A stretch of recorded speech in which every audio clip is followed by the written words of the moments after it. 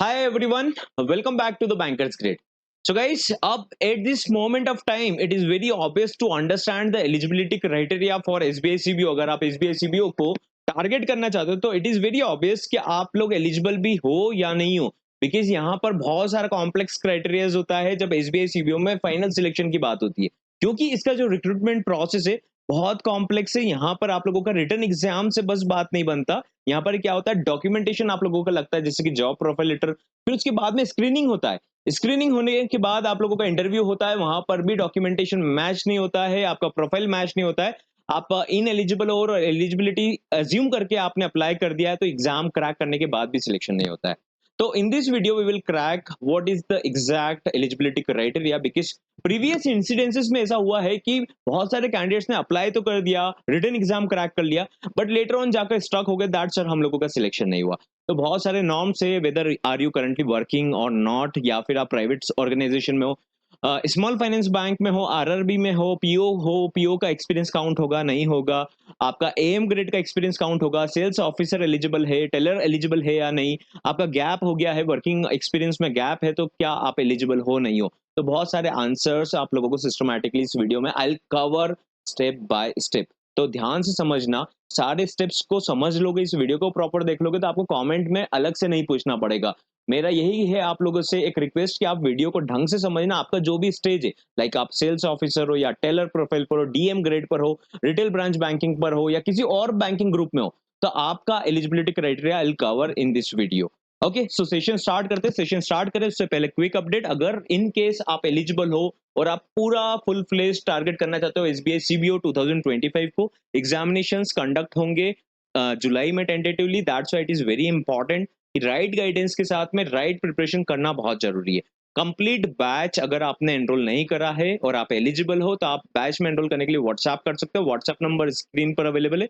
जिस टाइम पर भी इस वीडियो को देख रहे हो, team will help you out with the WhatsApp support, और आप लोगों का एनरोलमेंट हो जाएगा। ध्यान दीजिएगा, ये कंप्लीट पैकेज है। Complete package under the offer is 2499 only, at 2499 only. तो आप लोगों को एनरोल करने के लिए व्हाट्सएप करना है। Live classes recorded, all subjects are well covered, e books, e PDF, test series, real exam के पेपर पर टेस्ट सीरीज है, 5 साल 4 साल के पेपर के एनालिसिस के बेसिस पर है। डिस्क्रिप्टिव राइटिंग भी कवर्ड है, सो दैट अगर आप लोगों का डिस्क्रिप्टिव अच्छा नहीं है, 50 नंबर का पेपर आता है, तो उसमें भी बहुत वेल परफॉर्मेंस रहेगा आप लोगों का, दिस इज डैम श्योर। तो बैच में एनरोल करने के लिए आप लोगों को व्हाट्सएप करना है। ये ऑफर कुछ टाइम के लिए ही रहेगा। Complete return batch, exam batch is at 2499, with interview it is at 2999। तो एनरोल करने के लिए आप लोगों को व्हाट्सएप करना है। सेशन को स्टार्ट करते।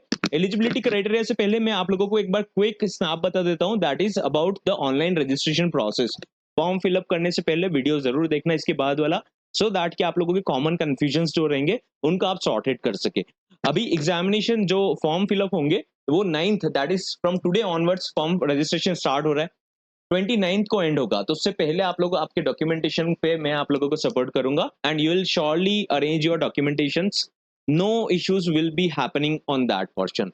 आप अगर एलिजिबल हो तो 100% आप लोगों के डॉक्यूमेंट्स भी अरेंज होने चाहिए। Now let's understand age criteria क्या है। अभी आप लोगों को लग रहा होगा कि एज कब से कैलकुलेट होगा, ठीक है। 30 का एज क्राइटेरिया है, रिजर्वेशन का आप नोटिफिकेशन में देख सकते हो कितना रिलैक्सेशन है, बट एज क्राइटेरिया जो कैलकुलेट होगा it will be calculated from 30th अप्रैल 2025। ठीक है, एज क्राइटेरिया कब से कैलकुलेट होगा, 30th अप्रैल 2025। इन केस अगर आपका बर्थ डेट अप्रैल के बाद आता है तो आप लोग एलिजिबल हो, अगर 30 क्रॉस करने वाले हो तो, ठीक है। लेकिन अगर हम बात करें आपका बर्थ सपोज करते हैं 1995 में, और आपने 1995 जनरल कैटेगरी की बात कर रहा हूं, और आपका जनवरी में हो चुका है, फरवरी में बर्थडे हो चुका है कंप्लीट 2025 का, तो आप एलिजिबल नहीं हो। तो जनरल कैटेगरी के लिए 30 इयर्स का एज रहता है, और कब से काउंटिंग होगा, 30 अप्रैल तक का डेडलाइन है, ठीक है। यहां तक काउंट होगा। सपोज करते हैं किसी का फर्स्ट फर्स्ट फर्स्ट 1995 में बॉर्न हुआ है, तो यहां से लेकर यहां तक का काउंटिंग होगा, तो उसका 30 प्लस हो चुका है, तो वो एलिजिबल नहीं है, ठीक है। तो ये आप लोगों को डेडलाइन डेट याद रखना है, 30 April 2025 would be taken as reference year. अगर हम बात करें एक्सपीरियंस की, देखो अब एक्सपीरियंस का सबसे कॉम्प्लेक्सिटी है। तो एक्सपीरियंस में आप लोगों को बहुत सारे वीडियोस भी मिल जाएंगे, बट अनटिल एंड अनलेस आप नहीं समझोगे कि ये एक्सपीरियंस बेस का एग्जाम है, किसी और फाइनेंशियल इंस्टीट्यूशन से अप्लाई कर सकते हो क्या, क्लर्क अप्लाई कर सकते हैं, या फिर पीओज अप्लाई कर सकते हैं, या अगर हम बात करें यहाँ पर एम ग्रेड को नहीं लेते हैं क्या, तो इस पर हम क्लैरिटी अब स्टेप बाय स्टेप समझते हैं। ध्यान से देखना, वीडियो को प्रॉपर समझना। तो अगर आपके पास में मिनिमम 2 इयर्स का एक्सपीरियंस है, ठीक है, 2 इयर्स का एक्सपीरियंस है एज एन ऑफिसर, ये पीएसबी का ऑफिसर है ना, पब्लिक सेक्टर बैंक का, नॉट प्राइवेट सेक्टर।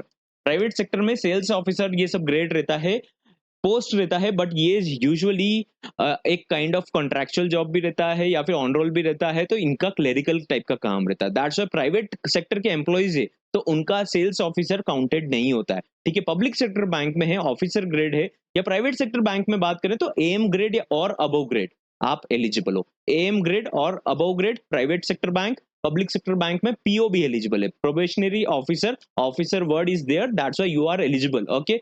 तो यहाँ पर आप लोगों को जस्टिफाई नहीं करना पड़ेगा, but sales officers are not eligible for this post, okay. तो यहाँ पर अगर हम बात करें कौन कौन से बैंक से अलाउड है, तो public sector bank, private sector bank और आरआरबीस, इसके अलावा कोऑपरेटिव बैंक हुआ या फिर नॉन बैंकिंग फाइनेंशियल कंपनीज हो गई, तो उन सारे कैंडिडेट्स यहाँ पर एसबीआई सीबीओ के लिए एलिजिबल नहीं होते। ध्यान दीजिएगा, आप फॉर्म फिलअप भी कर देंगे तो भी रिजेक्शन हो जाएगा, स्क्रीनिंग में आउट हो जाओगे, नहीं हुए स्क्रीनिंग में आउट तो आप लोगों का इंटरव्यू में रिजेक्शन हो जाएगा। दैट्स वाई ये जॉब आपके लिए नहीं है। अगर आप किसी और फाइनेंशियल इंस्टीट्यूशन में काम करते हो, लाइक इंश्योरेंस कंपनी या फिर म्यूचुअल फंड कंपनी में, एएमसीज में काम कर रहे हो, तो उस केस में आप लोग अप्लाई कर सकते हो आरआरबी एग्जाम में। आरआरबी एग्जाम का भी नोटिफिकेशन बहुत जल्दी आने वाला है, उसके वीडियोस आप लोगों को चैनल पर मिल जाएंगे। तो यहाँ पर कौन कौन अप्लाई करेंगे, स्मॉल फाइनेंस बैंक नहीं अप्लाई कर सकते, ठीक है। स्मॉल फाइनेंस बैंक में आप अप्लाई तो कर दोगे, but usually they are not considering it. उन्होंने क्लियरली स्टेट कर रखा है, स्केड्यूल्ड कॉमर्शियल बैंक एससीबी, इसमें private sector bank, public sector bank आ जाएंगे, एंड आरआरबीस, ठीक है, आरआरबीस या फिर scheduled commercial bank. I hope इतना आप लोगों को क्लियर रहेगा। अब कौन कौन एलिजिबल नहीं है, मैंने आपको पहले भी बताया, that is sales officer private sector में रहेंगे तो उनका एलिजिबिलिटी क्राइटेरिया मैट नहीं होता, उनको क्लरिकल कंसीडर करा जाता है। इस पर आप लोग कंफ्यूज मत होना, आप आरआरबी में एक बार ट्राई कर सकते हो, but please do not try for SBI CBO. यहाँ पर आप लोगों का टाइम भी वेस्ट होगा, आप रिटर्न के लिए प्रिपरेशन भी करोगे और टाइम बहुत ज्यादा वेस्ट होता है, उससे रादर आप लोग आरआरबी के लिए प्रिपरेशन करना। सो आई होप इतना डेटा आप लोगों को क्लियर है, ठीक है। Sales officer, sales executives are not eligible for this post, इतना क्लियर रखना। प्लीज डू नॉट थिंक कि आपका पुराना एक्सपीरियंस है। अब यहाँ पर एक आप लोगों को डाउट रहेगा कि सर हम लोग पहले तो सेल्स ऑफिसर थे, बाद में हम लोग एम ग्रेड पर आ गए, तो are we eligible? Yes, you are eligible considering the fact that आप लोगों का 2 या 2+ एक्सपीरियंस एम ग्रेड का है। ऑब्वियसली बहुत सारे कैंडिडेट सेल्स ऑफिसर पोस्ट पर ज्वाइन करते हैं, बट अगर आप एम ग्रेड पर आ चुके हो, डीएम ग्रेड पर आ चुके हो, तो आप लोगों का एक्सपीरियंस वैलिड है, ओके। उसमें कोई इशू नहीं है कि आपका ऑफर लेटर क्या था क्या नहीं है। Now let's consider preferred profiles कौन कौन से होते हैं, कौन कौन प्रेफर्ड है इसके लिए। तो असिस्टेंट मैनेजर अगर आप हो या उससे अबव ग्रेड है प्राइवेट सेक्टर बैंक में, तो आप लोग एलिजिबल हो, ध्यान देना। एम ग्रेड या अबव ग्रेड एलिजिबल हो। डेप्यूटी मैनेजर डीएम ग्रेड है या फिर एम ग्रेड है तो बहुत उन लोगों के लिए सुटेबल हो जाता है, क्योंकि डीएम ग्रेड यूजुअली जो पब्लिक सेक्टर बैंक है उसमें पीओ के कैटेगरी में आते हैं, ठीक है। तो यहाँ पर कैटेगराइजेशन थोड़ा सा अलग डिफरेंट चलता है। तो अगर डीएम ग्रेड है तो आप लोगों के बहुत अच्छे चांसेस होते हैं, बहुत सुटेबिलिटी होती है। और अगर आप एम ग्रेड या अबव ग्रेड पर हो, प्राइवेट सेक्टर बैंक में सेल्स प्रोफाइल में हो, तो आप लोगों के अच्छे चांसेस रहते हैं। आप लोगों को थोड़े से अपने डॉक्यूमेंट्स पर काम करना पड़ेगा, अदरवाइज आप लोगों का रिजेक्शन होने में देर नहीं लगता है। एम ग्रेड पर यूजुअली बहुत सारे कैंडिडेट्स रिजेक्ट हो जाते हैं। क्यों होते हैं? बहुत सारे नहीं होते, बट कुछ ऑपरेशन वाली प्रोफाइल में रहते हैं जो क्लरिकल कंसिडर करी जाती है, जैसे टेलर, उस प्रोफाइल से रिजेक्शन हो जाते हैं। तो यहाँ पर मैं आप लोगों को वापस से सम अप करता हूँ। एम ग्रेड या अबव ग्रेड है आपका, और अबव ग्रेड है प्राइवेट बैंक में, तो आप लोग एलिजिबल हो।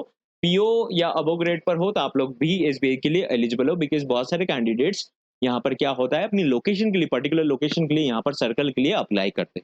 नाउ लेट्स अंडरस्टैंड डीएम का व्हाट आई सेड हियर। मैं एक बार क्लियर कर देता हूँ, आप ऐसा मत सोचना कि हाँ सर हम ए में तो अप्लाई नहीं करें क्या।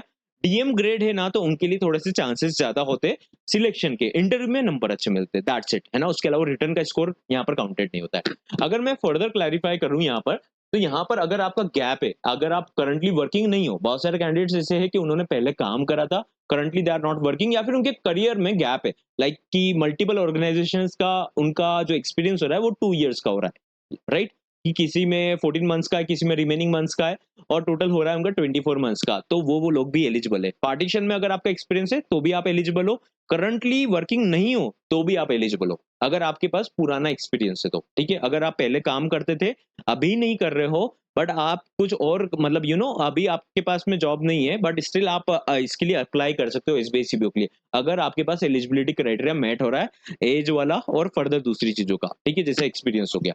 अगर हम बात करें यहाँ पर मिनिमम क्वालिफाइंग ग्रेजुएशन की परसेंटेज है क्या, तो यहाँ पर कुछ भी ऐसा नहीं है कि 60% मिनिमम आपके ग्रेजुएशन में होना चाहिए, कुछ भी ऐसा क्राइटेरिया नहीं है। तो अगर आपके 45% है, 50% है, 40% भी है, तो आप यहाँ पर अप्लाई करने के लिए एलिजिबल हो एसबीआई सीपीओ में, ठीक है। अगर हम फर्दर बात करें टेलर प्रोफाइल के लिए, ठीक है, दोनों कॉन्सेप्ट और समझना ढंग से। अगर आप किसी और बैंकिंग प्रोफाइल में हो, डोमेन में हो, और टेलर प्रोफाइल में, तो टेलर प्रोफाइल में क्या होता है, टेलर यूजुअली जो बैंक्स में होते हैं, पब्लिक सेक्टर बैंक्स में, उनको क्लर्क कंसिडर करा जाता है। क्या कंसिडर करा जाता है? They have been considered as clerks. तो इन लोगों को क्लर्क कंसिडर करा जाता है, उस केस में इनको स्क्रीनिंग में भी रिजेक्शन मिल जाता है, और बहुत सी बार ऐसा देखने को मिला है कि इंटरव्यू में भी फेल कर दिया जाता है। बहुत रेयर केसेस है कि इनको यहाँ पर अलाउ करा गया, ठीक है। तो आप इधर अपना प्रोफाइल थोड़ा सा डिफरेंटली अगर एग्जीक्यूट कर सकते हो इन योर बायोडाटा, अपने जॉब प्रोफाइल लेटर में, लाइक सेल्स एटसेट्रा, तो इन दैट केस आप लोगों का एलिजिबिलिटी क्राइटेरिया मेट हो जाएगा। अदरवाइज प्योर टेलर प्रोफाइल से अगर आप जाओगे, मल्टीपल टास्क नहीं हैंडल करते हो, ये शो नहीं कर सकते, तो आप लोगों का रिजेक्शन हो जाएगा। तो टेलर प्रोफाइल पर बहुत अच्छे से ध्यान रखना कि आप लोगों को, अगर आपका जस्ट टेलर वर्ड है, तो आपके चांसेस थोड़े 50-50 बन जाते हैं वहां पर। एम ग्रेड भी है, डीएम ग्रेड भी है, डजेंट मैटर। अगर आपका टेलर प्रोफाइल है, जस्ट ऑथराइजर है तो चलेगा, लेकिन टेलर प्रोफाइल है तो उस केस में इश्यूज आता है। तो ये आप लोगों को इंश्योर करना है कि अगर आप टेलर प्रोफाइल से हो, तो इसके भरोसे, एसबीआई सीबीओ के भरोसे ज्यादा मत बैठना, रादर आप लोगों को आरआरबी के लिए टारगेट करना चाहिए, नेक्स्ट वीक उसका भी नोटिफिकेशन आने के चांसेस है। तो that's why I am telling this is कि आप लोग, होता है क्या है कि मेहनत बहुत करोगे टेलर प्रोफाइल से, उसके बाद में एंड मोमेंट पर जाकर रिजेक्शन हो जाता है। आप कमेंट में भी पूछोगे, I will tell you the same thing, that आप अप्लाई कर सकते हो but do not rely upon this, okay. So ensure कीजिएगा कि आप इस पॉइंट को समझ रहे हो, ओके। कुछ केसेस में सिलेक्शन हुआ है बट उनका मल्टीपल जॉब रोल था, जस्ट टेलर वर्ड मेंशन नहीं था। Candidates from scheduled commercial bank in non generalist officer scale 1 post. अभी क्या होता है, बहुत सारे कैंडिडेट्स अलग अलग प्रोफाइल में काम कर रहे हैं, लाइक फोन बैंकिंग ऑफिसर है, या फिर अगर हम बात करें ट्रेजरी में काम कर रहे हैं, किसी और वर्टिकल में काम कर रहे हैं, है ना, तो फॉरेक्स में काम कर रहे हैं, तो क्या वो लोग एलिजिबल है अगर वो शेड्यूल्ड कमर्शियल बैंक से है, या फिर अगर किसी और बैंक से है, तो वो लोग भी एलिजिबल है। ध्यान रखना, अगर आप किसी और डोमेन से भी हो, है ना, रिटेल ब्रांच बैंकिंग के अलावा दूसरा डोमेन भी है, और आप शेड्यूल्ड कमर्शियल बैंक में काम कर रहे हो, तो आप एलिजिबल हो, ध्यान रखना।